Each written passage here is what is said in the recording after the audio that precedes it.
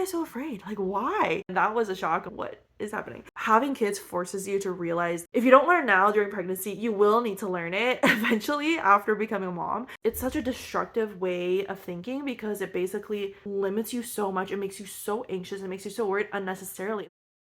I wish I had this video when I was expecting as a first-time mom. There's so many things you are worried about, you don't know how to handle, you're not prepared for, you feel unprepared for, and then on top of what you know you don't know, there's also what you don't know you don't know. And that is like an endless void, especially in this day of social media telling you, make sure to do this, don't do this. And there's like so much advice, so much information out there. It is so easy to be like, oh my goodness, there's way too much. It adds to the anxiety that already exists. You are not alone. I think not enough people talk about this and share about it vulnerably. I mean, it's really hard to, and even find time or space to, or the words to. I was really shocked when I became pregnant, and my first trimester, I was just like passed out on the sofa. I was like, I cannot function. I am so sick. I feel horrible. Why does no one talk about this? You just see people in their maternity photo shoots and their pregnancy glow, and you're like, where's the glow? I'm dying. I just want to make this video about the other part of what a lot of people feel like, oh my gosh, what's wrong with me? All the question marks and the uncertainties and the things that you're nervous about, things that I've been hearing other friends or first-time moms ask me about. I'm like, oh my gosh, I was in the exact same spot. And now that I'm a mom, we're 6.5 months in now with our first baby, and it has been a ride of a lifetime. Look at my other videos to see how much has changed for the better. Oh my gosh, it's a lot. If you're new here, I make all my videos basically dedicated to the past version of myself because so many moms, just like me, just like my husband, who's not a mom, but a new parent, we just don't hear this stuff enough, like the behind the scenes realities of becoming a first-time parent. Yeah, anyway, I just want to normalize the things that a lot of people are worried about and also give you the flip side of what I learned, what I've discovered after becoming a mom, and what I would tell myself in the past about, you actually don't need to worry about that because this, because that, or you can do this, this, this. This also was one of the top voted topics on my Instagram stories. I will be doing more polls. Number one, very common fear, vaginal tearing. I get this question a lot and it's very valid. I was so terrified of it. You can watch my video about unmedicated birth and how I advise new parents, new moms to prepare for it. A large part of how I only tore a first degree tear, which is like only, but before your baby comes, you're like, what? Like, I don't want any tears, right? So I was thankfully able to only have a very small, like easily recoverable tear down there because I feel like I was more connected to my body, my sensations, knowing better how to push with my body instead of just like pushing blindly and not knowing how much to control or what's going down there. That was a large reason, one of the big reasons why I chose and I wanted to do a natural birth, even though I had a lifelong fear of birth. But when it comes to vaginal tearing, on the other side, I remember right after giving birth, I was like, why was I so afraid? Like, why? It's kind of like going to the beach and then being so worried the entire time you're going to the beach, thinking you might get sunburned. Like, yeah, you could put on sunscreen, you can do what you can to avoid it, but you might, at the end of the day, you can't control what happens, so you might get a little bit burnt, but it's not the end of the world. And I think for someone who has never been sunburned before, and you hear things about like how painful it can be, if you do turn like a tomato red, it can be very painful. I've definitely had that happen to me before, but it's not the end of the world. You will be okay, you will survive. And that's how it felt with the tearing. Honestly, didn't even feel it tearing because all your whole body just wants to get your baby out. You're so focused on that and all your full body sensations that is just like one small part. So you don't really feel what's happening down there. And even when my OB was stitching me, everything feels like so surreal and you're like in a haze when your baby comes out, and everyone's birth looks different. But for us, it's just like taking it all in. You're just trying to process everything. So it's a lot. And I think the stitching part, I didn't even know like what she was doing. I was just like, okay, yeah, go for it, and just kind of overwhelmed by everything. But the idea of it sounds terrifying to someone who has never done it. You're not in it, and so you're like, that sounds so scary, knowing that it's so delicate down there. But I hope that by painting the picture of what actually happened to us, it will ease some fears. If you are really worried about it, I would say definitely read up about tips on how to prevent tearing as much as possible. Hold it loosely because you can't control the outcomes, but you can learn to condition your mind about it, and in birth in general, about the outcomes. Whatever happens, it's gonna be okay. You will be okay. You will get through it, even if it sounds scary. Okay, number two is, this is funny because it is so like trivial now that we are parents. The smell of baby poop. I remember Googling when I was pregnant, like, how do you not gag? Just the thought of poop, it just sounds not great as before you become a parent. You can't handle your own poop. I don't like smelling dog poop when it's out and people don't pick it up, so it's not great. My husband was also very fearful. Actually, he still doesn't love changing her poopy diapers, but like the first few months especially, he was like, oh my god, it was like the worst thing for him. But you know what's funny? So I was very afraid of this. I've also heard other moms ask me about the same thing, and something just kicks in. I think just hormonally, you're just like not phased. You're just like, this is my baby, this is their poop. It's very matter of fact. Let's get it done. Let's clean her up. Let's clean him or her up and get the poop out. And it's just poop. It's a natural part of everyone's digestive system, and it's great that that you actually want them to poop, because if they're not pooping, they're constipated or something, they're not getting nutrients. So you want them to poop, and it's nothing to be worried about. Of course, yeah, the smell is not pleasant, but it's something like that's bothersome. It's more like, oh man, she pooped, but not like, how am I gonna handle the poop smell? Does that make sense? You get more used to it over time, especially. Every baby is different, but our baby, she's like a poopy princess. She just poops so much, and they're so big. She has blowouts very often, even though we size up so much for her for diapers. And so we've kind of you just get used to it over time. Nothing to be afraid of. And just think to yourself, like, this is gonna be your life for the next foreseeable future. You can either change the situation, or you can change your mindset around it, which is embrace it, learn that this is normal, this is good, and also have a positive attitude about it, because otherwise your baby might associate it. I don't know, for me personally, I try to be like, oh great, you have a great digestive system, rather than like, oh man, you pooped, and like it's almost a sense of shame, and like, I guess my parents don't like it when I poop, and then they might feel bad, have a negative association with it. Okay, number 3 is messiness in general, like stains, spit up, poop blowouts, all that stuff. I remember I was so like paranoid about this, peeing while you're changing them, especially if they're boys. Sometimes newborns projectile poop, and that was a shock when we found out our newborn could shoot her poop, and we're like, what is happening? You learn to surrender, or you have to learn to surrender, otherwise you will be anxious about it indefinitely, because the messiness gets more messy when they start eating solids, and you want to like help them to learn to eat if you're doing baby-led weaning especially. But even with purees and other things, they'll make a mess. As toddlers, they'll spill things, they're more mobile, they'll walk around, run around, hit things, spill things. So there's gonna be mess, and it's really like a rewiring of your mind, because I remember before I was just like, I want everything to be neat and organized and clean, and then when she came, I was like so not used to the mess, the laundry, the stains and everything. But again, it's a mindset shift. So like, we just started solids with our baby. We're doing baby-led weaning, and she just gets everything up in her face, even on her nose, sometimes in her hair, in her arms, and it's a big mess. But I'm like literally not phased. And I told my husband Alex, I was like, wow, I've come a long way. He was like, yeah, you are completely different. Number 4 is, interestingly, I assumed, because I am actually pretty like introverted, which is surprising, I think, to a lot of people who know me. I can be social and I can be outgoing and like a people person, but I love my alone time. I like spending time alone and having quiet time to just read or do things that I enjoy by myself, or just with my husband. So before having a baby, I thought for postpartum, we would really want to prioritize like having privacy, like just me and my husband and our baby, because all you hear about is like the newborn bubble and the newborn bliss, and at least I did online, about how people are just like soaking time in as a family. Hear about how challenging it can be oftentimes for first-time moms, especially when you're postpartum and you have all this anxiety about like, what am I doing, like how do I keep this thing alive, how do I take care of myself, how do I sleep, you and your husband's marriage. It feels like everything exploded in your life, and mentally it can be very challenging oftentimes, and people don't share about this, so then you feel also like isolated and like something's wrong with you. So for me, I was very surprised after I had my baby that I actually really craved social connection. I had like a sign up thing where people could drop off food, but I also just really craved like if people wanted to come and visit in person, I'm like, yes, please, like spend some time. It's not intruding at all, because they were like, oh, we don't want to intrude,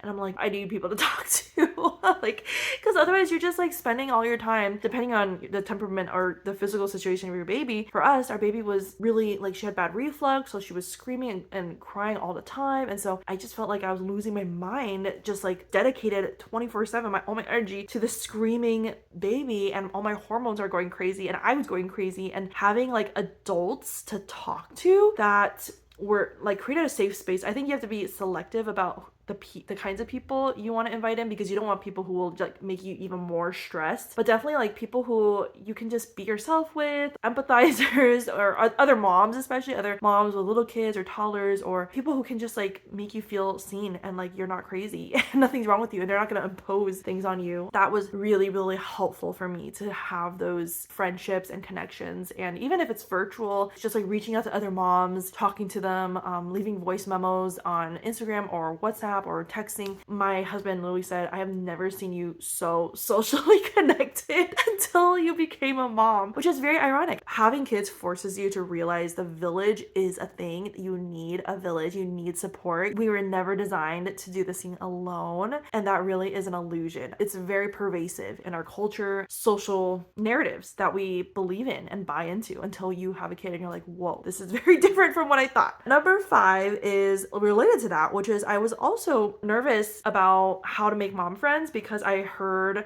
and read a lot of people saying how tough it was. This is something that I didn't really fully understand because people didn't really share, or I didn't hear people share in detail. But yeah, if you don't have like a support network or people that you see regularly, for us, thankfully, we do have people and friends that we hang out with and we can see regularly. And I can go into that in another video more specifically about what has helped us to really adjust and find support that we need, even without family nearby, even without a regular, consistent support. But personally, by reaching out to other moms and being vulnerable about like what I'm going through, just putting myself out there, like literally has been the key to making so many friends with moms who maybe I didn't have that much in common with before. But then after you become a mom, it's like the fact that you are a mom, that you have a baby, you're just like in the mom club. And then people are like, oh yeah, I totally understand what you're going through. Or even if they don't understand to the same degree, it's like you share some commonality. And so I've definitely been surprised by how easy it's been, honestly, for me to have mom friends and to make mom friends, because before having a baby, I feel like it's so easy to be picky or more selective about the kinds of people that you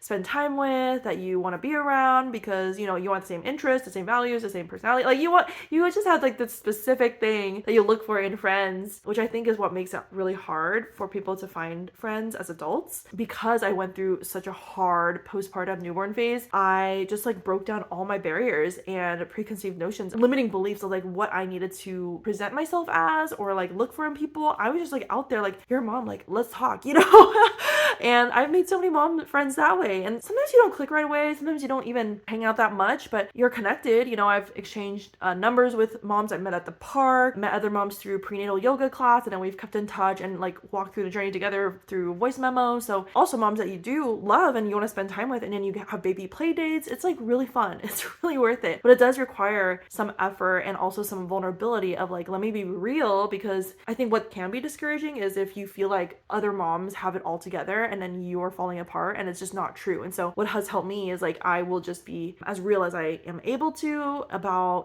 yeah, we're really enjoying this, and then also how I'm feeling, and not going too deep right away, but trying to be myself as much as I can, and then seeing the vibe that I get in response. And that has helped a lot to just start, because you can't make friends if you don't even try. Just putting yourself out there and not having these like overly high expectations for yourself or for other people has been really game changing. Number 6, not having everything ready or prepared or done before baby comes. Like I tried not to be worried, but I also couldn't help but worry about not getting like our business stuff wrapped up before our baby came, or everything on our baby to-do list. Like I had so many things that I wanted to read through and educate myself on and get prepared, and it's like, it is not humanly possible. Like no wonder I felt so overwhelmed and anxious about it oftentimes, because you're a human being, you're not a robot. You can't digest all that information, and what you honestly should be prioritizing is just rest and like relaxing into your body, like being in tune with yourself, especially the closer you get to the due date. And so there is like a line that you eventually have to draw for yourself that I wish I had drawn. Overcoming that really is, I think, number 1, leaning on other moms or other people to support you, because I think watch my other videos about how I would have prepared differently for motherhood. Our current society teaches you like consume all the information. It's very DIY. You can just teach yourself stuff, and that's kind of what I leaned very heavily on. Of course, I took classes, I asked other people, but overall I was just kind of like approaching this kind of like school. You like listen to lectures and then you think you know stuff, when actually in real life for the workforce, you have to learn by doing and failing and trying and getting firsthand up close experience and witnessing people doing the job, and kind of like an intern. If you want to fast track your learning, instead of having like a list of 10 books you need to read or 10 things you need to learn about, just literally like shadow, like hang out with other moms of babies, and you will learn way faster that way, by helping them, by observing them, by asking them questions, by asking them for advice or their experiences, their real life experiences, versus reading a bunch of information online thinking that that's going to save you and prepare you. And then the second thing is, you really do have to, it is a mental shift. It is a mental shift that if you don't learn now during pregnancy, you will need to learn it eventually after becoming a mom, which is you need to just surrender this myth of like, I need to know everything. I need to have everything together. I need to have everything prepared. For a long time, my kryptonite was like, I felt I needed to be prepared for whatever happened. Like I would always have this recurring nightmare growing up of like being on stage and not knowing the choreography. I used to dance growing up, so I don't know, there was just like a lot of this theme of like not being prepared that would come up in my nightmares sometimes, translating into motherhood and in pregnancy too. It's like there are going to be a lot of things you don't know until you get to that bridge. You're going to be okay. You're going to figure out a way. You are actually way more capable than you know. And I think that's something that so many of us are never taught. We're taught to like question and doubt ourselves so much. We don't believe that we can figure things out, and so we're afraid that we're going to do something drastically wrong, which again is why it helps so much to actually try your hand at taking care of a baby before you have a baby, because then you learn, oh, maybe I should ask about how to do this or try this. But it also builds your confidence and builds your trust in your own capabilities, your own self, your own intuition. And I think that is a lot of the piece of what drives anxiety after you become a mom and you're like, I have no idea what I'm doing. Okay, I could go more into that, but that's all I'll say about that. Number 7 is not knowing how to do everything by the book. So this is a very common conundrum I feel like a lot of first-time moms also face, is because of all the conflicting guidance on the internet, but you don't know it's conflicting because you are brand new to it. So you're like, just tell me what to do. And then you look these things up and you're like confused because, you know, one page says to do this, another page says to do this, another article says you must do this, otherwise it'll end up really bad. And another article or website or social media page says the opposite. And then there's moms online, there's like communities of moms and forums that have such strong opinions about everything from feeding, sleeping, you know, how to hold your baby, what not to do, what to do, activity, you know, there's every single thing you will be confused about if you try to like do everything by the book. That's something that you kind of realize as well after you become a mom, is like, oh wow, I didn't have to take it so seriously. Like when people, you know, warn you about you should never do this to your baby because it's not safe, or this is not as nutritious, or that's not as good, or that's gonna ruin your baby. There is so much like fear mongering and things that stir up fear in new parents. There's already enough that you have to worry about and you're trying to adjust to. It's just like such a tornado of fear and emotions that a lot of first-time moms who want to do everything right, like especially if you are a former like type A kind of person who wants to do everything by the book, everything by the rules, everything by the right way, your brain just can't let go of the idea that there has to be a right way. There has to be a best optimal way to do things. And then if you veer from that, you feel like, why can't I do that? Like, why did I fail? You know, so it's such a destructive way of thinking because it basically limits you so much. It makes you so anxious. It makes you so worried unnecessarily. And then fast forward, you realize like, oh, I crossed that line that I told myself I would be a horrible person for crossing, and nothing bad happened. You know, it actually helped me. It helped my baby. It helped our family. Some examples of very like controversial things that people are like, never do, but it honestly could save your sanity and your whole relationship with your baby and your spouse and yourself. You know, things like co-sleeping, things like formula feeding, things like limited screen time. Like we try not to do screen time, but like I've heard of moms who their babies literally will not settle, will not sit down or sit still or occupy themselves, and they're like a single parent or they don't have any help and they need to go prepare some food. What are they going to do with their baby to like calm them down for a few minutes, you know? And so there's all these things that you read online that's like, don't do this, it's terrible, blah blah blah.